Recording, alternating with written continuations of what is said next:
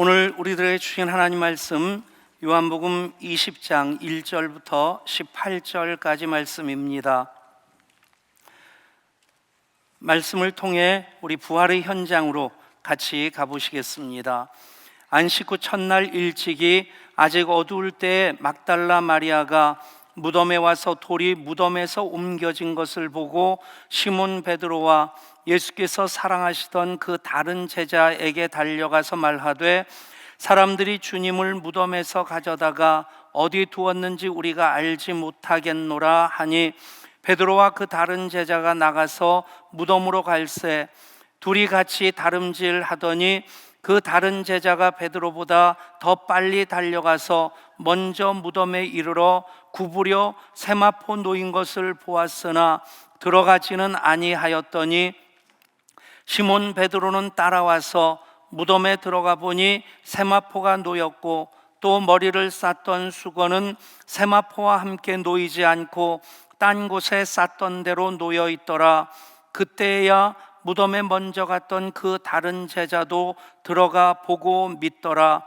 그들은 성경에 그가 죽은 자 가운데서 다시 살아나야 하리라 하신 말씀을 아직 알지 못하더라. 이에 두 제자가 자기들의 집으로 돌아가니라. 마리아는 무덤 밖에 서서 울고 있더니 울면서 구부려 무덤 안을 들여다보니 흰옷 입은 두 천사가 예수의 시체 뉘었던 곳에 하나는 머리편에 하나는 발편에 앉았더라. 천사들이 이르되 여자여 어찌하여 우느냐. 이르되 사람들이 내 주님을 옮겨다가 어디 두었는지 내가 알지 못함이니이다. 이 말을 하고 뒤로 돌이켜 예수께서 서 계신 것을 보았으나 예수신 줄은 알지 못하더라. 예수께서 이르시되 여자여 어찌하여 울며 누구를 찾느냐 하시니 마리아는 그가 동산지기인 줄 알고 이르되 주여 당신이 옮겼거든 어디 두었는지 내게 이르소서 그리하면 내가 가져가리이다. 예수께서 마리아야 하시거늘 마리아가 돌이켜 히브리 말로 라보니 하니 이는 선생님이라는 말이라. 예수께서 이르시되 나를 붙들지 말라. 내가 아직 아버지께로 올라가지 아니하였노라. 너는 내 형제들에게 가서 이르되 내가 내 아버지 곧 너희 아버지 내 하나님 곧 너희 하나님께로 올라간다 하라 하시니 막달라 마리아가 가서 제자들에게 내가 주를 보았다 하고 또 주께서 자기에게 이렇게 말씀하셨다 이르니라. 아멘. 영어 울렁증이 있었던 아베 전 총리 얘기입니다. 클린턴 미국 대통령과 정상회담을 앞두고 잔뜩 긴장하고 있는데 비서진들이 그래도 수상각하 영어로 인사 정도는 주고받아야 되지 않겠습니까? 세 마디 말만 기억하면 됩니다. 먼저 수상님이 미국 대통령에게 How are you? 그러면 그쪽에서 I'm fine, thank you, and you? 라고 물을 겁니다. 그러면 me too 그러면 됩니다. 그래서 열심히 왔답니다. 그래서 How are you? me too 그것만 하면 되겠구나. 그런데 클린턴을 만나서 악수하면서 잔뜩 긴장한 터라 How are you? 그래야 되는데 Who are you? 그랬답니다. 당신 누구냐? 그러니까 클린턴이 뜻밖의 질문을 받고 그냥 웃으면서 I'm Hillary's husband. 나는 힐러리 남편입니다. 그랬더니 긴장하고 있던 그 아베가 Me too 그랬답니다. 예. 그래서 미투 운동이 시작됐다는, 여러분 웃자고 만든 이야기 같습니다만 내 얘기라면 그렇게 실수할 리가 없겠죠. 그런데 그냥 남의 말 잔뜩 외워놓고 그렇게 얘기하다 보니까 How are you가 Who are you가 되고 I'm Hillary's husband 그러는데 Me too라고 하는 그런 대답을 할 수 있겠다. 여러분 십자가에 대한 신앙 고백도 부활의 신앙 고백도 다른 사람들 이야기로 듣다 보면 이것이 과연 가능할까? 이것이 팩트일까? 하는 것에 대해서 고개를 갸웃거릴 수 있을 텐데, 십자가 신앙이 내 신앙이 되고 또한 부활 신앙이 나의 부활의 고백이 된다면 우리는 언제나 예수 십자가의 그 능력과 생명으로 부활의 영광으로 살아갈 수 있게 될 줄 믿습니다. 그렇습니다. 십자가와 부활은 우리의 신앙 고백일 뿐만 아니라 그것으로 인해서 교회가 탄생되어지게 됩니다. 예수님의 모든 것은 십자가입니다. 그 십자가가 심겨져 싹을 틔우고 꽃을 피운 것이 바로 부활입니다. 그렇습니다. 그 십자가의 터 위에 부활의 생명으로 교회는 시작되었고 오늘까지 계속 이어지고 있습니다. 오늘 우리가 예배할 수 있는 것, 교회 공동체의 일원이 될 수 있는 것은 2000년 전 예수 부활의 생명이 꽃으로 피어나고 그 부활이 열매로서 계속해서 이어지고 있기 때문에 오늘 우리가 2022년 4월 17일 우리가 부활 예배를 드릴 수 있는 것입니다. 기독교의 복음의 핵심은 그렇듯 십자가와 부활입니다. 우리가 믿는 복음의 핵심, 기독교의 알맹이가 무엇일까요? 그것을 신학자들은 캐리그마라고 합니다. 캐리그마라고 하는 것은 기독교 복음의 핵심이라는 말입니다. 예수님 탄생 없이 예수님의 생애는 불가능하겠죠. 하늘의 천군 천사가 노래하고 하늘의 별들이 움직이면서 역사상 단 한 번의 예수님의 탄생, 동정녀 마리아를 통한 하나님의 아들의 탄생을 축하하고 있습니다. 이 얼마나 대단한 사건입니까? 과연 우주적인 사건이라고 말해도 과언이 아닐 것입니다. 그런데 그것이 캐리그마는 아닙니다. 예수님의 가르침이나 교훈, 모든 국가의 헌법의 기초가 바로 모세오경 10계명으로부터 시작되었다 얘기를 합니다. 모든 성인들조차도 감동시킨 예수님의 산상수훈, 정말 생명의 복음이라고 말해도 전혀 지나친 표현이 아닐 것입니다. 그럼에도 그분의 복음, 가르치심이 복음의 핵심인 캐리그마는 아닙니다. 예수님 행하신 기적, 병든 자를 고치시고 바람과 물결을 꾸짖어 잔잔케 하시고 그리고 죽은 자를 살리시고 보리떡 5개와 물고기 2마리로 여자와 어린아이를 제외하고 5,000명이나 먹이셨던 놀라운 기적, 어느 누구도 감히 흉내낼 수 없는, 자기가 자칭 예수라고 그리스도라고 메시아라고 하는 이들이 대한민국에는 무려 200명이나 있다고 합니다. 그 중에 한 사람이 그렇게 외치다가 죽은 그 하나님의 교회 안상홍 증인회, 그게 정식 명칭이라고 할 수 있는데 그러다가 죽은 안상홍도 그 중에 한 명이겠고 JMS도 그 중에 한 명이겠고 그리고 또 안상홍 증인회에서도 긴장하고 있는 신천지 출입금지, 부천은 그 동네도 자칭 메시아라고 그렇게 우기고는 있지만 예수님의 그 기적 어느 누구 흉내를 내지 못합니다. 쇠뇌를 시켜가지고 모든 이단들의 공통점은 공포로서 그 사람들을 얽매고 있는 것입니다. 여러분, 그런데 그런 기적까지도 아무도 흉내낼 수 없는 하나님의 아들이신 예수님만이 행하실 수 있는 그 기적도 캐리그마는 아닙니다. 캐리그마, 사도들이 선교하면서 전도하면서 선포했던 그 설교를 캐리그마라고 하는데 그 캐리그마 안에 반드시 담겨져 있던 것은 예수님의 십자가와 부활입니다. 그러니까 복음 중에 복음은 십자가와 부활입니다. 기적 중의 기적은 십자가와 부활입니다. 예수님의 모든 것은 십자가이고 그 십자가가 심겨질 때에 부활로서 꽃을 피우고 열매를 맺게 된 것입니다. 이미 말씀드렸던 것처럼 복음서, 예수님의 생애를 기록하고 있는 복음서 마태복음 같은 경우는 전체 28장 중에서 4분의 1이 조금 넘는 8장이 마지막 일주일, 즉 예수님의 십자가와 부활에 대해서 기록하고 있습니다. 요한복음 같은 경우는 전체 22장, 21장 중에서 이제 2분의 1이 넘는 11장이 마지막 일주일, 즉 예수님의 십자가와 부활에 대해서 기록하고 있는 것입니다. 그래서 이 십자가 부활이 곧 캐리그마입니다. 복음 중에 복음이고 기적 중에 기적이 됩니다.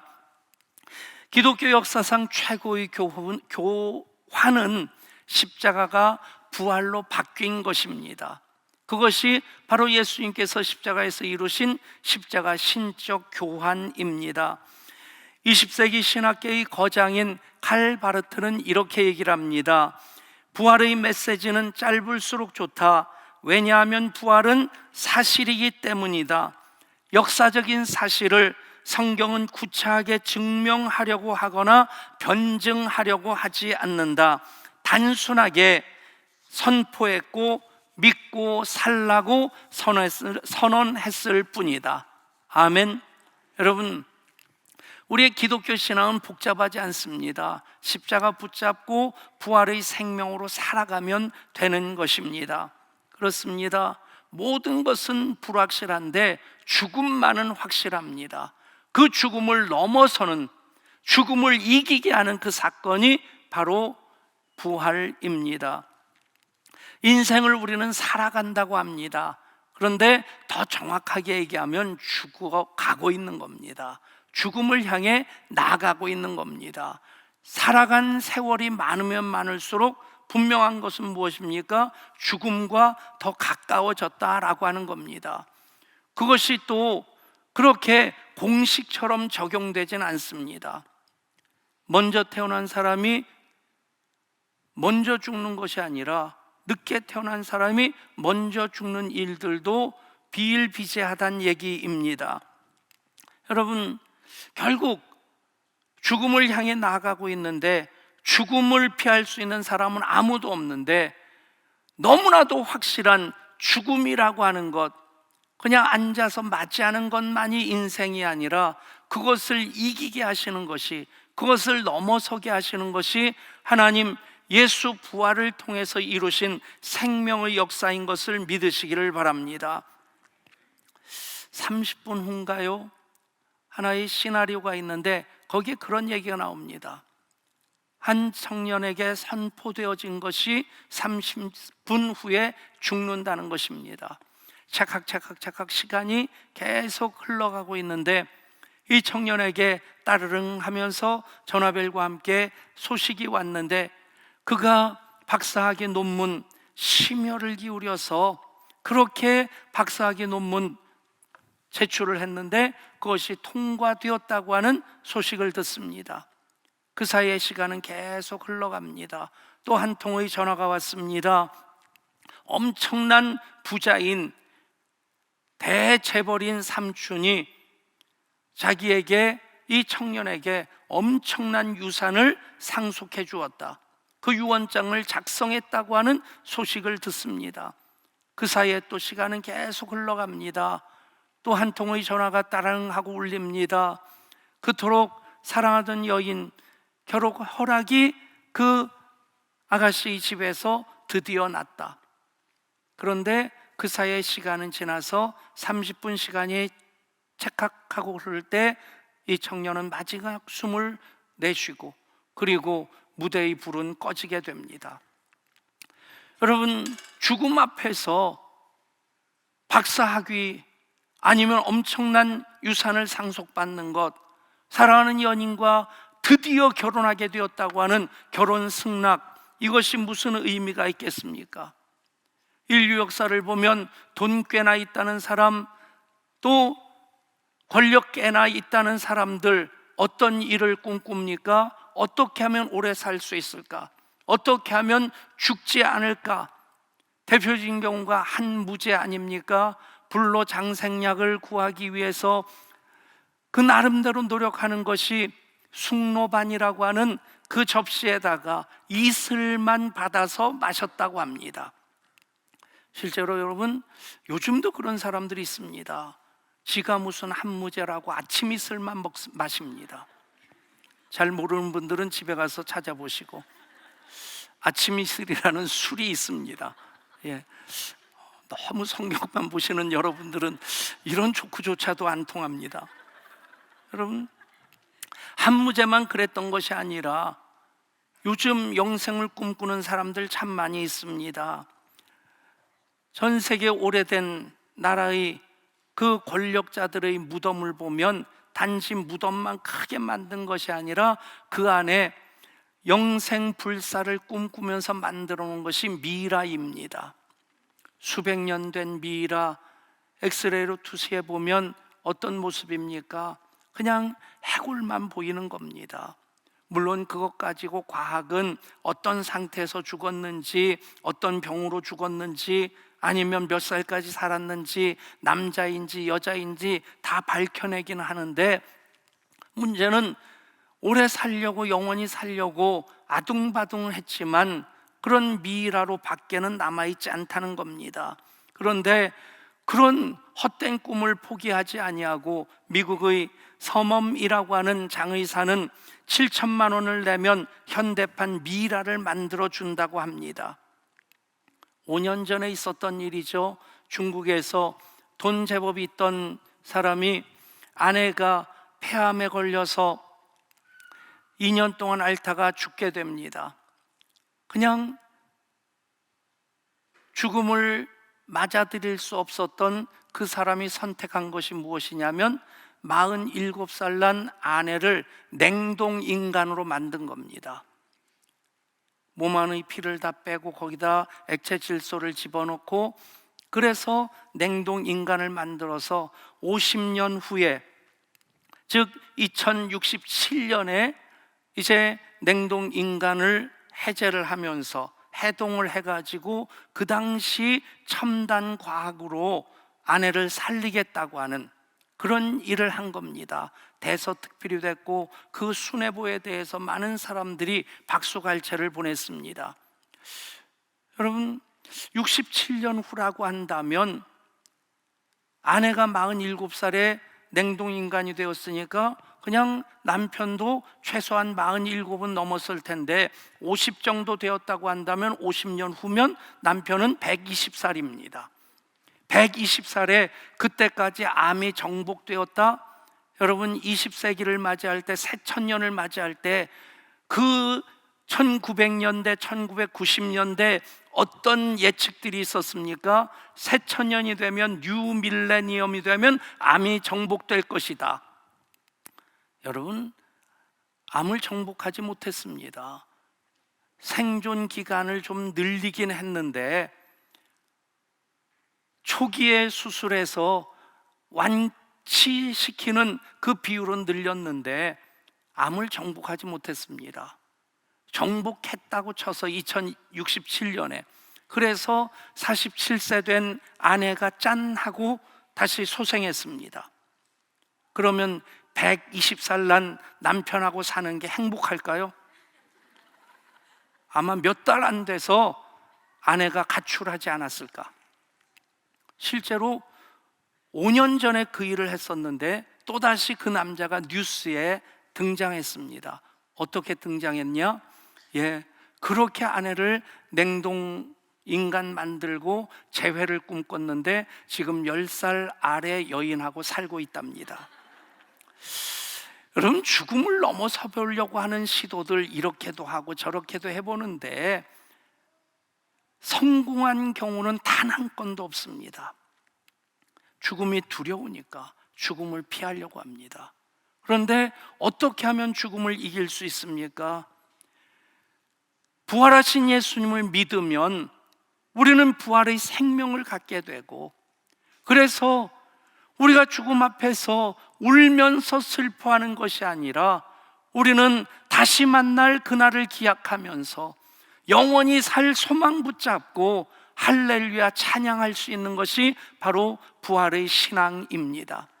오늘 말씀에서도 막달라 마리아 무덤까지 달려갔습니다. 돌이 무덤에서 굴려진 것을 보고 들어갈 엄두를 내지 않고 누가 우리를 위하여 돌을 굴려주리요 걱정하면서 갔는데 돌이 굴려져 있습니다.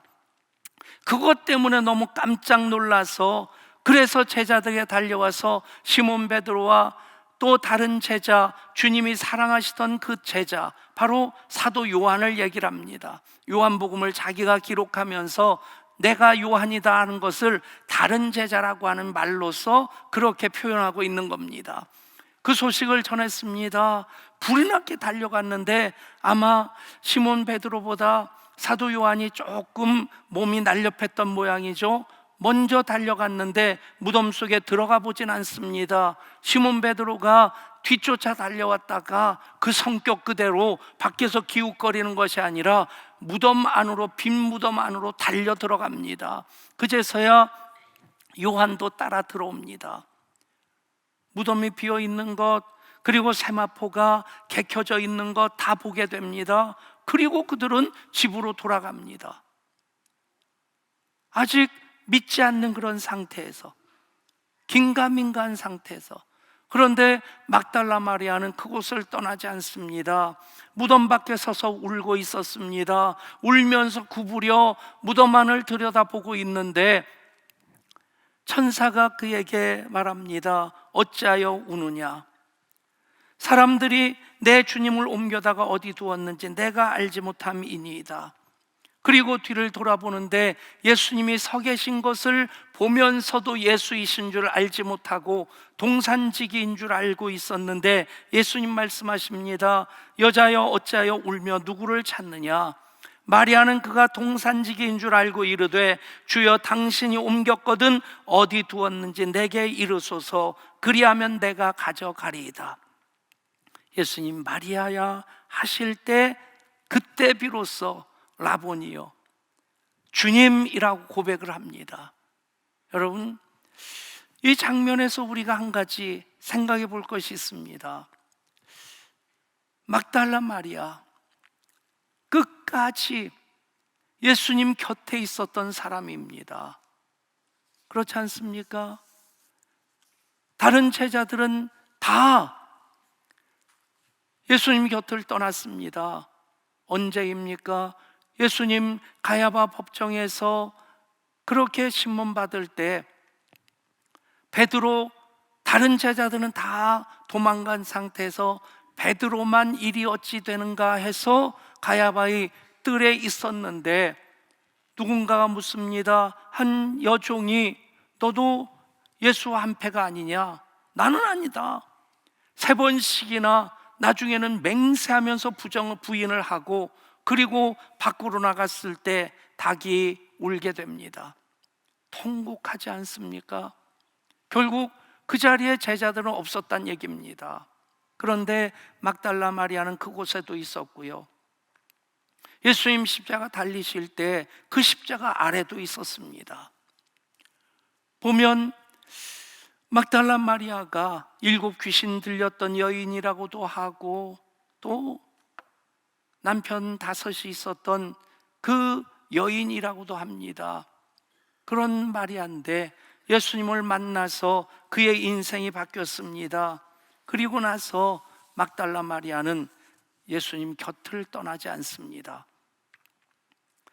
여자들에 대한 예수님을 따르던 제자들 중에 남자 제자들 얘기가 아닌 여인들에 대한 이야기를 할 때 언제나 막달라 마리아가 먼저 나옵니다. 무슨 얘기입니까?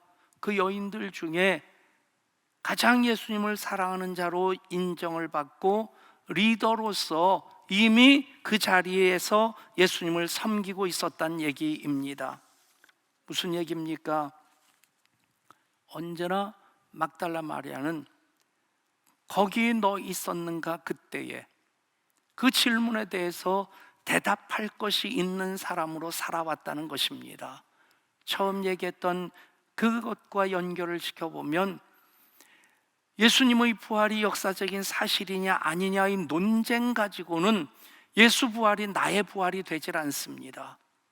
거기 너 있었는가 그때에 그 질문에 대해서 대답할 것이 있을 때 예수님의 부활은 나의 부활이 됩니다. 부활의 생명이 내 속에 있고 우리는 그 부활 생명의 DNA로 지금도 살아가고 영원히 살게 될 것이기 때문입니다. 여러분, 성경으로 본다면 죽음보다 더 확실한 것이 무엇이냐? 바로 예수 부활입니다. 그러기에 예수 부활을 나의 부활로 믿을 때에 우리는 그 부활의 생명으로 영원히 살게 될 것입니다. 세계 제2차 대전이 종전되기 바로 전 1945년 4월 8일이 부활주일이었습니다. 그런데 패배를 예감한 히틀러는 자기 자신이 권총으로 자살하기 전에 많은 정적들, 그들을 제거하라고 하는 명령을 내립니다. 그래서 4월 8일 부활주일 형장의 이슬로 사라져간 분 중에 한 사람이, 많은 사람들 중에 한 분이 본회포 목사님이었습니다. 부활주일 아침 본회포 목사님이 감방 동료들과 함께 부활절 예배를 드리고 있을 때 감방 문이 열렸습니다. 그리고 군인들이 들어와 본회포 목사를 일으켜 세웠습니다. 마지막 시간이 된 것입니다.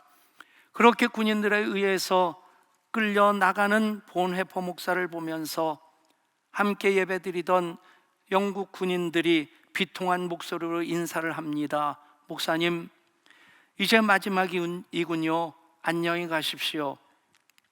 그때 그들을 돌아보면서 본회포 목사님이 미소를 띠며 이렇게 말합니다. 아니요, 지금은 마지막이 아니라 새로운 시작입니다.